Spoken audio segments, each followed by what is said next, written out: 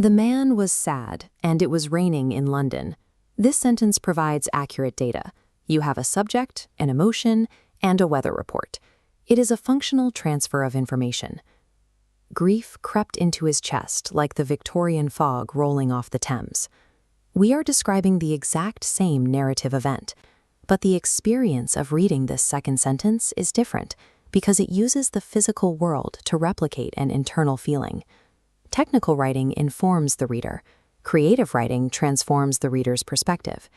It takes raw experience and turns it into a shared emotion, using specific details to help an audience feel a connection they didn't have before. This shift isn't a fluke of luck.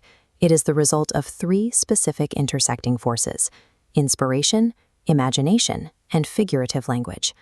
When these three forces are absent, prose reverts to its literal state.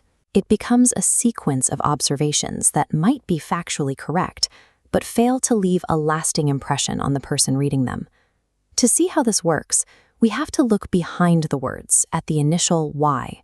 Why did the writer want to describe this man in London at all? What was the emotional root of the story?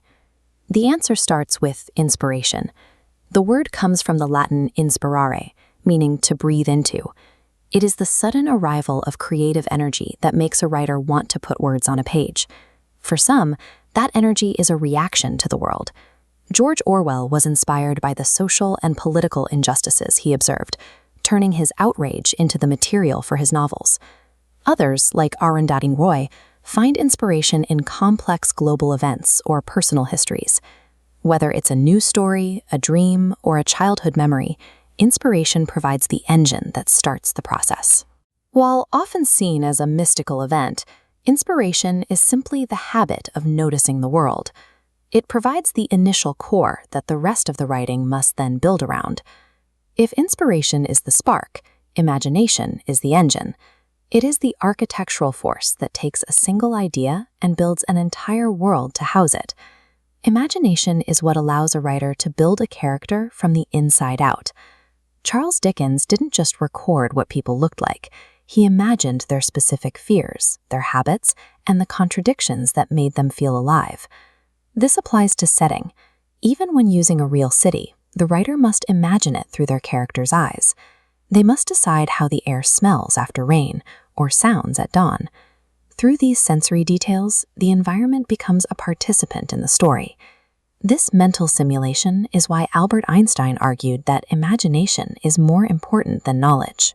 While knowledge is limited to what we already know, imagination allows us to explore everything that is possible. This process is the foundation for understanding others. By building a character's internal world, the writer practices a form of perspective-taking, forcing themselves, and eventually the reader, to step into a life that is not their own. Figurative language is the final layer. These are the specific tools a writer uses to translate their imagined world into words that create an immediate sensory experience. Similes and metaphors are used to connect abstract feelings to concrete things. When Shakespeare compares the world to a stage, he uses a familiar physical object to help readers understand the roles humans play throughout life. Symbolism adds depth by giving ordinary objects a secondary meaning.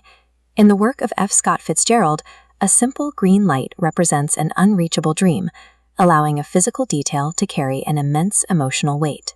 Imagery appeals to the senses to make the scene feel present. Instead of simply telling the reader the food is good, the writer describes the crunch of the crust or the tang of the spices to ground the reader in the character's physical reality. Writers also consider how the words sound. Tools like alliteration and onomatopoeia create a rhythmic, musical quality, reminding us that reading is a sonic experience as well as a visual one. These devices are what transform ordinary language into art. They ensure that the writer's internal vision is accurately and vividly reconstructed in the mind of the reader. We can now see the mechanics behind our earlier sentence.